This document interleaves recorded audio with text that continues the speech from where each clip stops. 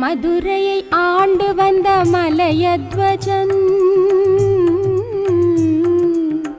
மதுரையை ஆண்டு வந்த மலையத்வஜன் ஓர் நாள் மனதிலே கவலை கொண்டான்.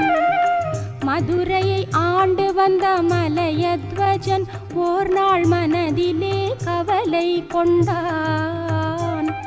அவன் மனக்குறை நீங்கிட மகப்பேறு வாய்த்திட மாபெரும் யாகம் செய்தான்.